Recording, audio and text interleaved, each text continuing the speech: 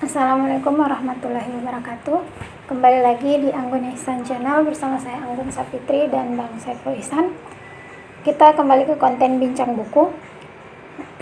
Dan buku yang akan kami bincang hari ini adalah buku Atlantis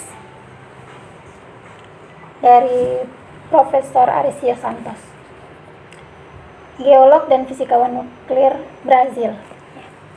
Ya, ini buku terjemahannya, ya, Atlantis. Jadi pasti teman-teman sudah tidak asing lagi dengan kata Atlantis itu ya. Sudah sering didengar, sedangkan anak-anak saja sudah dengar. Kalau nonton pasti ada disebut Atlantis. Nah, Atlantis itu apa? Bagaimana isi buku ini? Benarkah Atlantis itu Indonesia? Nah, kita akan cek di buku ini. Jadi saya langsung saja silakan ke Bang Ipul untuk membincang buku Atlantis. Baik, bismillah, assalamualaikum warahmatullahi wabarakatuh. Buku yang ada di tangan saya ini adalah sebuah karya yang dihasilkan dari penelitian selama 30 tahun lamanya, tanpa orangnya datang langsung ke lokasi. Ke Indonesia. Ya. Jadi dari seluruh narasi Atlantis yang sempat dipublikasi ya, hanya Prof. Arisio Santos ini yang dengan tegas dan dengan berani ya, dengan yakin seyakin-yakinnya, dengan mengajukan bukti-bukti itu mengatakan bahwa lokasi Atlantis ya itu berada di Indonesia. Nah, jadi Atlantis itu sebenarnya ya, Atlantis ini sebagian orang menganggapnya dongeng. Karena Atlantis ini adalah suatu surga di bumi yang hilang, itu yang diceritakan oleh Plato. Plato dalam bukunya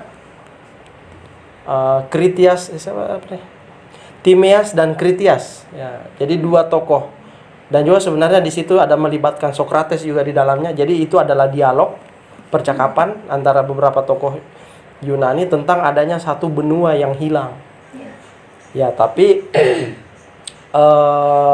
kemudian itu banyak ditafsirkan keliru oleh orang-orang. Jadi memang tidak ada naskah-naskah yang lebih kuno, yang terdahulu melebihi Plato itu tentang Atlantis. Semua jalur periwayatan ya. Itu kalau dalam terminologi hadis di dalam Islam itu namanya hadis ahad, yang riwayat utamanya berasal dari Plato, ya kan? Dia tidak mutawatir. Misalnya selain Plato ada satu zaman juga menerangkan dari sumber yang lain. Seperti itu. Makanya banyak yang menganggap bahwa Plato itu pada waktu itu sebenarnya sedang mendongeng, apalagi kalau kita baca ya uraian-uraian tentang apa yang didongengkan Plato. Juga ada bukunya tentang Timaeus dan Critias yang diterjemahkan oleh penerbit Basa Basi, juga ada berbicara tentang dua tokoh itu, dan di dalamnya menyinggung tentang Atlantis ya. Nah, tetapi di sini Arisio Santos ya, Profesor Arisio Santos itu dia betul-betul menegaskan dengan tanda-tanda ya, dengan bukti-bukti, baik itu berdasarkan ilmu geologi maupun maupun dari pelacakan sumber-sumber teks-teks agama dan kebudayaan. Itu dia dengan yakin bahwa Plato itu sedang tidak mendongeng. Dia mengatakan sesuatu yang betul-betul dan dia sadar bahwa itu benar. Ya. Dan Plato itu filsuf yang hidup di abad 500 sebelum Masehi. Sedangkan cerita mengenai Atlantis ini menurut Plato adalah tahun 11.600 sebelum Masehi. Jadi itu kalau kita lihat pada kurun sejarah, dia pada abad ketiga, zaman es atau zaman es terakhir. Nah, jadi waktu itu kata Plato, dulu sebagian besar permukaan bumi tertutupi es. Ya, ada yang kita disebut dengan gletser. Gletser itu sungai yang mengalir di bawah es. Ya, kalau kita belajaran geografi ya.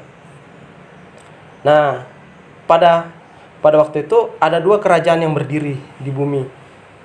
Ya, ini dari berbagai versi dulu kita ceritakan.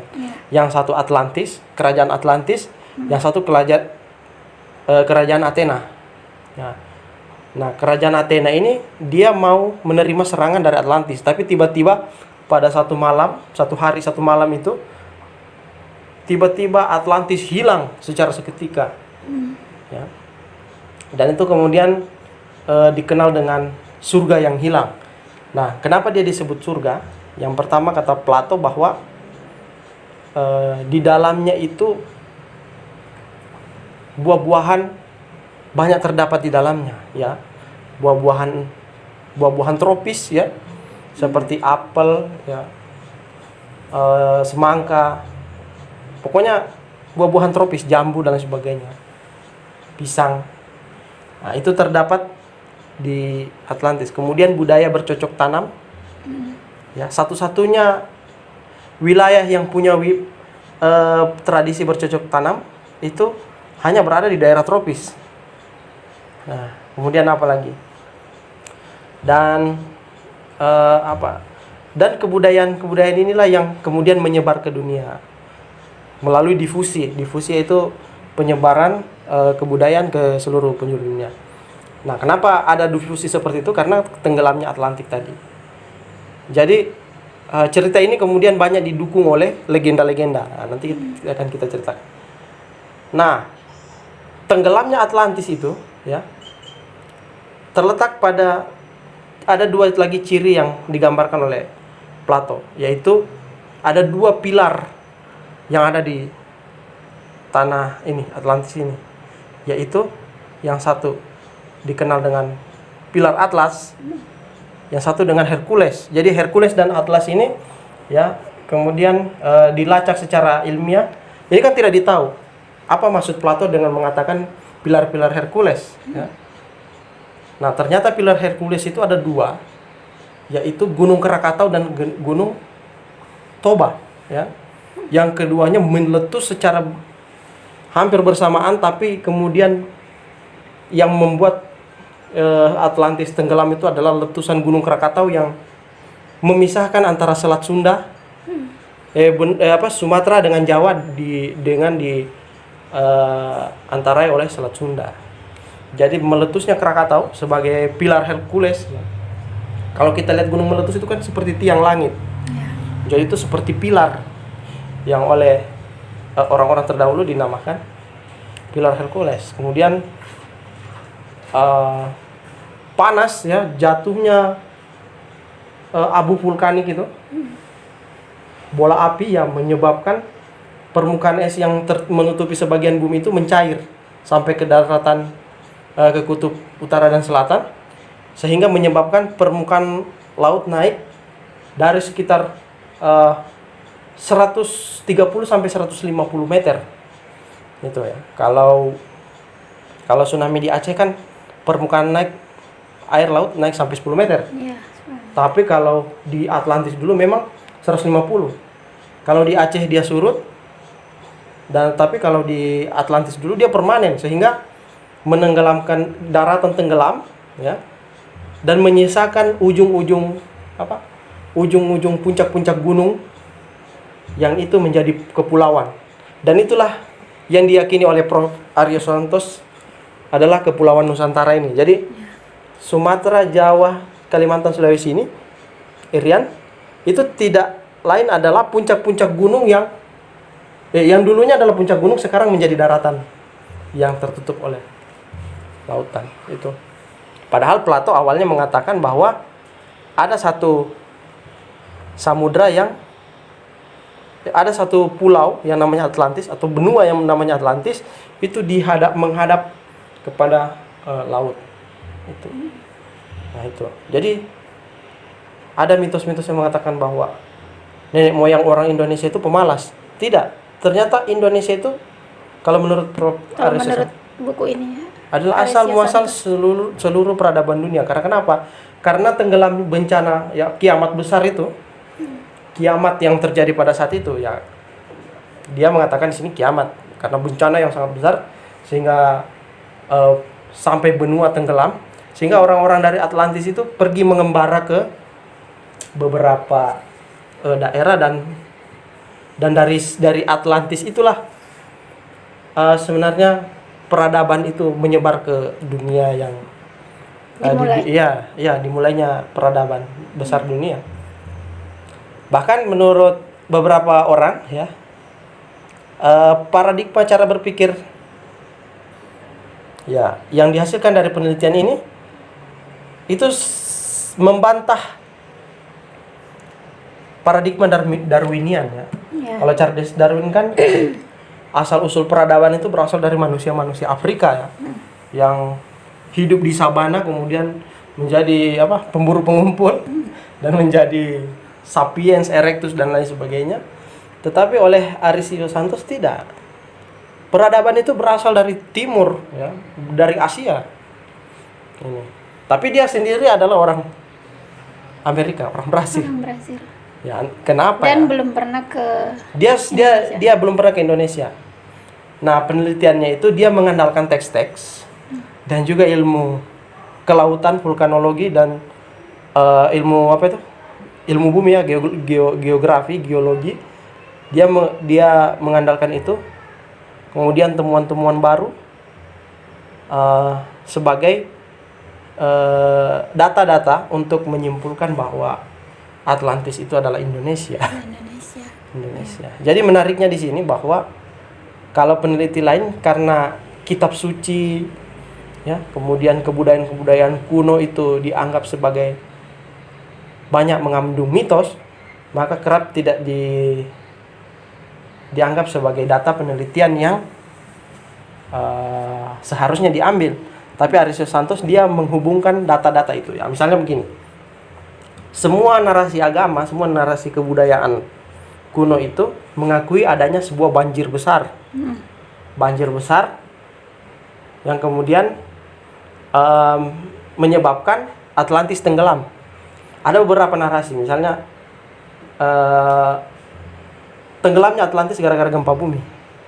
Dia bantah itu dengan temuan-temuan baru bahwa penemuan yang paling kuat adalah tenggelamnya suatu benua itu karena sebuah ledakan besar dari gunung-gunung. Dan kemudian ini kan proses sains, yang kita tahu proses sains seperti itu. Tapi oleh narasi-narasi yang ditampilkan oleh agama itu semuanya pakai metafor ya, semua pakai metafor. Semacam gunung Merapi yang menyemburkan debu vulkanik itu kan sampai ke langit seperti pilar ya, seperti tiang. Nah, lalu itu mereka menyebutnya pilar Hercules. Hercules itu kan kalau dalam mitologi Yunani adalah orang yang paling kuat ya. Dan ternyata cerita Hercules sendiri tidak berasal dari Yunani, tapi berasal dari timur, yang itu diduga dari Atlantis. Nah, kemudian bukti selanjutnya adalah narasi Plato, yaitu pada saat Atlantis tenggelam, samudra yang laut-laut yang ada di Atlantis itu tidak bisa dilalui. Jadi sini kemudian muncul tafsir-tafsir, yaitu sulit dilalui karena tertutup batu-batu ya. Yang kedua, tidak bisa dilalui karena adanya perampok. Jadi yang membedakan tidak bisa dilalui dan belum pernah dilalui ya, Ibu. Nah, karena memang di situ banyak perampok Melayu yang membajak kapal-kapal yang lewat, jadi tidak bisa lewat. Tetapi yang hipotesis yang paling kuat ya, penemuan bukti yang paling kuat, yaitu meletusnya Gunung Krakatau itu menyebabkan debu vulkanik ya keluarnya batu-batu apung. Jadi dia batu tapi dia mengapung di atas air. Jadi masuk akal ketika perairan di Atlantis tidak bisa dilalui karena batu-batu apung tadi itu menghalangi perairan tadi ya. Jadi dan begitu diteliti bahwa kenapa harus Indonesia ya. Karena hanya Gunung Krakatau yang ledakannya itu bisa mengeluarkan batu apung ya. Hanya di situ. Kemudian dan efeknya itu dirasakan oleh seluruh benua. Ya. Waktu itu kan tahun 11.600 sebelum Masehi. Jadi belum ada, Plato saja belum lahir. Jadi ada berapa abad? 10 abad ya. Sebelum Plato lahir sudah 10 abad. Kejadian Atlantis itu tenggelam. Nah, kemudian bukan hanya fenomena-fenomena sains ya, tapi juga Prof. Arisantos itu melacak dari bekas-bekas peradaban. Misalnya ada suku Maya, kan? Ya. Suku Aztec di Meksiko, kemudian suku Inka. Itu semuanya semuanya meninggalkan bekas yang menunjukkan ada simbol-simbol yang mereka tunjukkan bahwa itu berasal dari Atlantis. Kan? Seperti ada rumput-rumput yang pernah kita dengar dengan tali-tali setan, tali-tali iblis yang berasal dari dalam laut, yang dimana kapal lewat dia dia lilit lalu dia tenggelamkan. Apa yang namanya itu? Nah, itu ternyata hanya berada di perairan itu. Nah, seperti itu. Kemudian masalah banjir tadi ya, banjir besar yang ada di narasi setiap agama itu seolah-olah menceritakan terjadinya satu kejadian banjir besar yang menyebabkan terbentuknya hilangnya sebuah kota, ya, terus hilangnya sebuah benua dan lain sebagainya. Nah, tetapi orang-orang yang mempercayai Atlantis ini, mereka melakukan penelitian, tapi menurut Arisantos mereka tidak menemukan Indonesia dan menemukan wilayah lain, dan itu selalu mendapat kejanggalan, dan benua yang mereka anggap sebagai Atlantis ya, yang mereka temukan itu ternyata banyak menyimpang dari apa yang digambarkan oleh Plato. Ketidakcocokan. Banyak ketidakcocokan yang didapatkan oleh mereka dengan cerita-cerita yang oleh Plato. Misalnya mereka mengambil patokan bahwa Samudra Atlantik itu berarti di bawah samudra itu lah Atlantis itu. Nah, kalau kita lihat peta modern ya, Samudra Atlantis itu yang mengantarai benua Amerika dan Eropa. Kan? Sementara Samudra Hindia yang melintang di bawah Indonesia. Kan? Samudra Pasifik yang membelah antara Indonesia dengan Amerika. Nah, menurut Prof. Arisio bahwa Atlantik yang ada sekarang itu sebenarnya baru jari-jari dari Samudra Atlantik yang sesungguhnya. Jadi penamaan orang-orang dulu dengan orang sekarang itu berbeda. Ya. Orang-orang dulu mengatakan Samudra Atlantik itu bukan samudra yang sekarang. Atlantik itu Pasifik. Pasifik yang sekarang dan benua Hindia, Samudra Hindia itu sebenarnya baru jari-jarinya, tapi laut bagian selatan dari Katulistiwa itu semua Samudra Atlantik. Kenapa dia disebut Samudra Atlantik? Karena itu samudranya Atlantik. Jadi Atlantiknya dulu baru samudranya. Kemudian gara-gara dugaan yang keliru, maka Samudra Atlantik itu diletakkan pada antara Amerika dengan Eropa. Dan disitulah kemudian banyak daerah-daerah Atlantik yang keliru yang ada di sini. Jadi seperti itu. Dan kemudian penelitian yang lebih mutakhir bahwa satelit NASA ya, dengan NOAA itu ya, dia mengidentifikasi bahwa semua tanda-tanda yang diajukan di dalam buku ini itu dikonfirmasi oleh NASA itu hanya terdapat di wilayah perairan Indonesia. Makanya kenapa Prof. Arisio Santos itu sebenarnya sangat yakin bahwa kenapa Atlantis itu adalah Indonesia. Tapi lama sekali dia meneliti itu. Dia lama sekali, 30 tahun. Sejak usia berapa Prof itu? Kita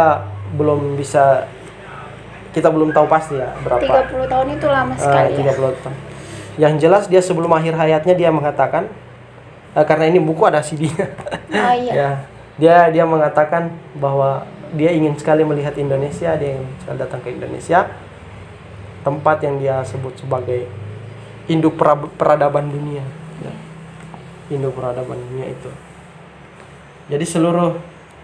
Jadi inilah penelitian yang tidak mengabaikan tentang tradisi-tradisi. Bahkan asal-asal mula kata-kata yang digunakan di dalam Atlantis itu sendiri ya, penemuan itu sendiri, itu yang bikin kita kaget adalah semuanya dari bahasa India, Dravida. Ya. Semacam Sumatera kan namanya Taprobane, ya kan? Tamprapana. Kemudian ada mitos-mitos tentang Wisnu dan Siwa. Ya, sebagai dua itu pilar Hercules itu. Hercules dengan Atlas. Atlas itu kan kalau kita simbolkan orang yang memikul bola dunia, tapi itu sebenarnya maknanya itu awalnya itu orang yang tidak lagi mampu memikul beban langit sehingga pecah, terjadilah bencana besar. Jadi ada cerita-cerita yang berbeda tapi menggunakan simbolisasi yang sama. Ada mitos-mitos yang berbeda tapi inti ceritanya adalah mengisahkan yang sama. Dan bukti-bukti itu semua mengarah ke Indonesia. Melalui oceanografi, melalui seismologi, melalui geologi. Nah, itu semua menyebutkan bahwa Atlantis itu adalah daratan yang tenggelam di bawah Indonesia.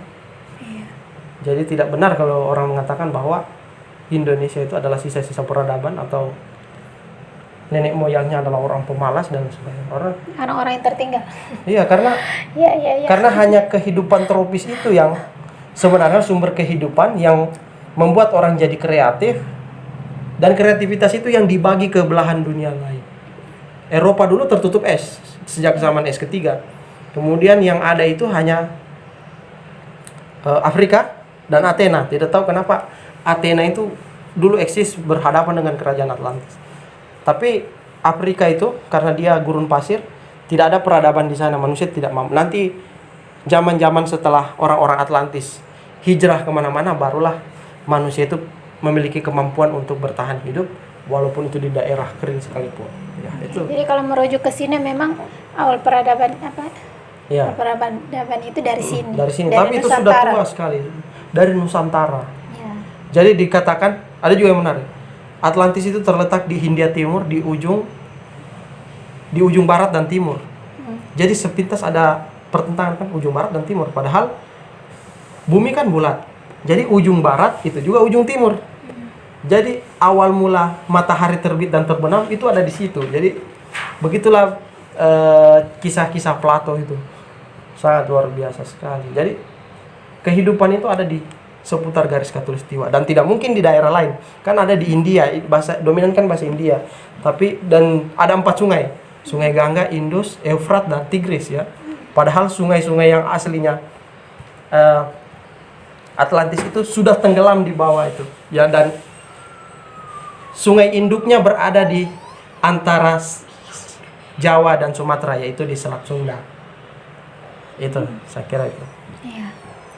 Oke. Ini juga kalau yang Atlantis ada di Indonesia itu kalau saya tidak salah juga disinggung di bukunya S. Ito itu. Ya. Jadi Di nanti negara kelima. siapa tahu kalau kita bisa punya bukunya nanti akan kita bincang. Ya, supaya berkaitan Lagi dengan ya supaya berkaitan dengan ini Atlantis berada di Indonesia gitu. Oke.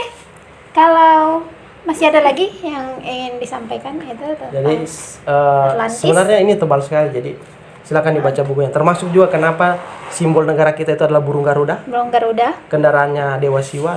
Ya. Dewa Wisnu. Dewa Wisnu. Ya. Kenapa menjadi lambang? Itu juga ada diungkapkan dalam catatan-catatan Ada akhir. dijelaskan dalam buku ini. Ya, makanya harus beli bukunya. Ya. Dipesan, dan ini buku 2014.